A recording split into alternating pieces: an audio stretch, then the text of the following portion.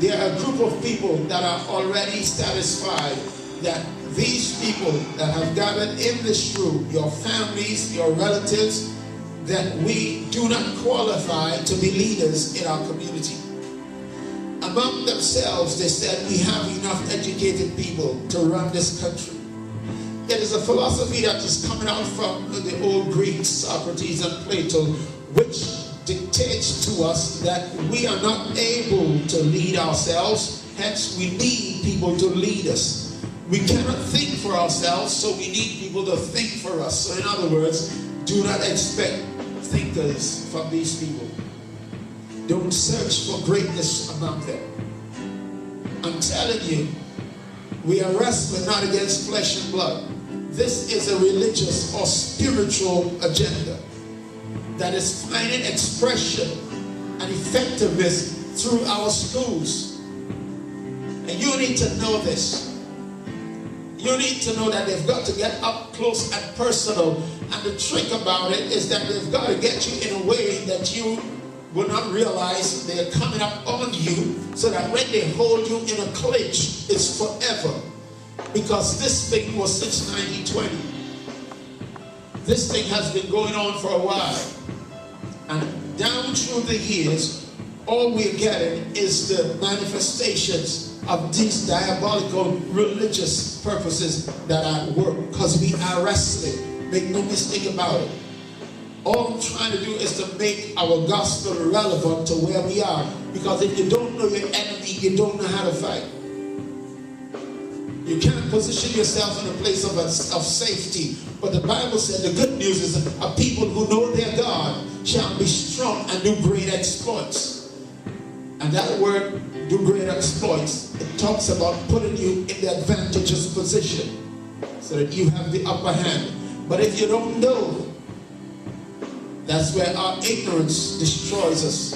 God, again, my people are destroyed for lack of knowledge. Forget about the laboratories, forget about the political arena. That's what they're saying. All right, all nice little cliches like religion and politics don't mix. All of these are part of the demonic schemes, and we have received that hook, line, and sinker. Our preachers, our leaders have said it. I know we have preachers that don't care too much about getting involved in politics, but how can you? How can you not get involved when you are preaching to a congregation, and it's the same congregation you're expected to give tithes and offerings and commit to a vision and build the work of God in the community, and yet when they leave after service is over, they go back home to the slums. They go back home to unemployment. They go back home to low wages and minimum wages, and they are powerless to change that on their own. While the men who sit above dictating, legislating, so that these conditions would remain fixed and unmovable or unshakable.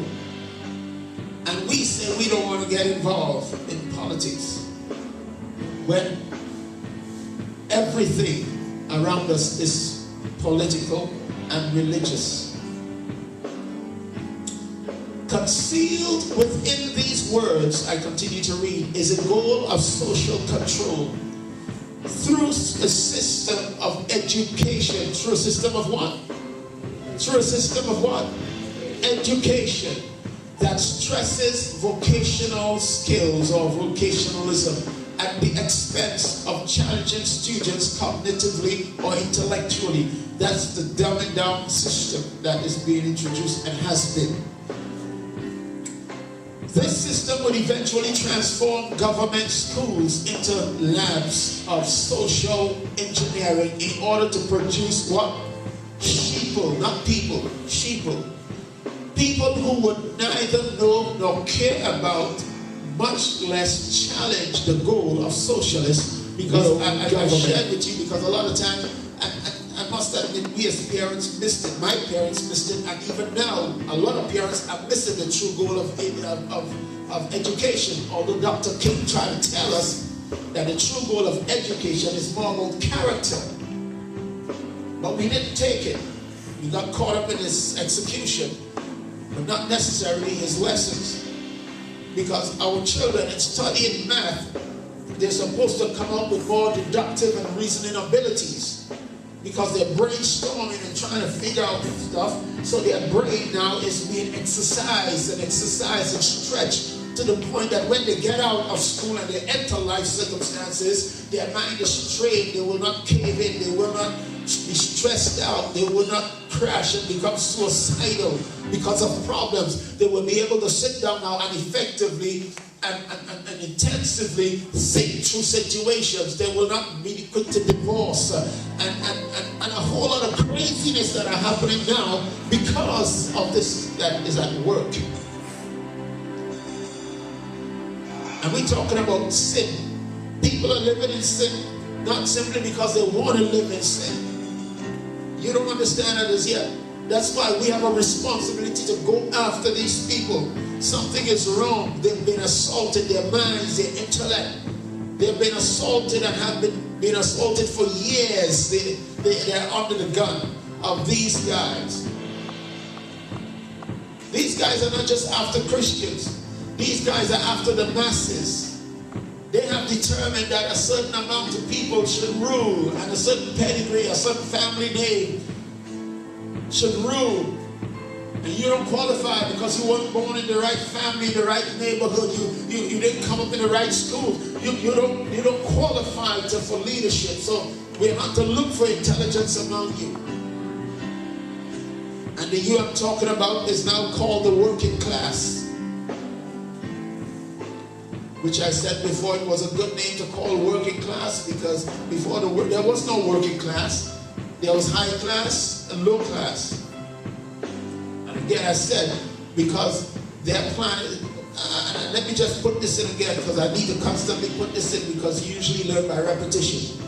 Racism was not really, it wasn't really about racism. Back in the 60s, they sold us the whole thing about racism. But it really wasn't about racism. It was all about class. Racism was just a timely instrument to be used to further the whole class agenda. It wasn't really about racism. So that's why I don't get too carried away with racism. But when it's coming in my face, I can stop it and educate it. But I don't get hyper about racism. Because more deadly than racism is class. The whole struggle is class. Because there's a class of people that have determined whether you're black or white, you are in the low class and you don't have a brain, and we don't want intelligence from you. Again, you're not born into the right circles.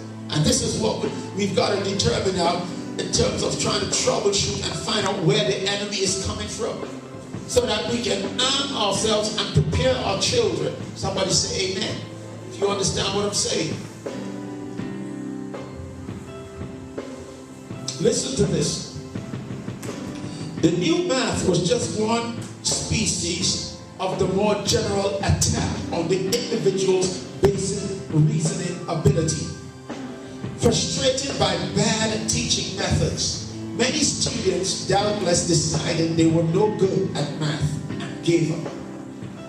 Others, schooled with destructive whole language approaches to reading, never became good readers. They gave up on subjects like history and civics, which require an ability to read and process information. Students would receive less and less with each passing generation. So what they expected from us is simply, from our children, is children that are moving from school to work. Workforce. They don't want leaders. They're not looking for leaders in our children. They're not looking for leaders in our children. It doesn't matter how hard your child tries. And I said to you that, especially from the Asian, African Caribbean community, based on the plan, you are not supposed to lead in any influential or influential position. But what they will do is they will recognize you, because these mega companies that are out there I want to move on from this very quickly. The major companies out there, they're tied into the universities, and they're on the watch, and they're looking for the brilliant minds. Before you graduate university, they already have a place for you. That's if you would accept it. But there's a condition strategically attached to it that you don't see, you wouldn't hear, you wouldn't know until, because remember, it's close up and contact. So they try to get you, and you know, it's called, what is it called? Brain drain. Brain drain, that's what they did to the African, Caribbean countries, brain drain. They try to employ all the brilliant minds from these countries because they don't want development in these countries. Okay, you understand what I'm saying? They want the best of the brains out here to maintain their stronghold. So that's what they do in the universities. The whole education system belongs to these people. This thing is too much, man. The whole education system belongs to these people. You think you're poor because of natural results of mismanagement of resources? What resources? They don't even give you enough resources because there's a very unfair, unequal distribution of resources in the first place for you to work with.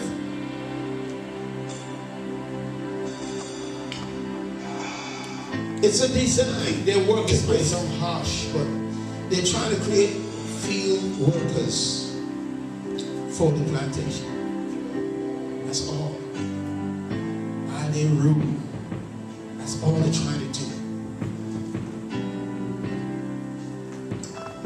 Programs sometimes beginning, these programs are beginning sometimes as early as elementary school, designed to adjust them for a global workforce.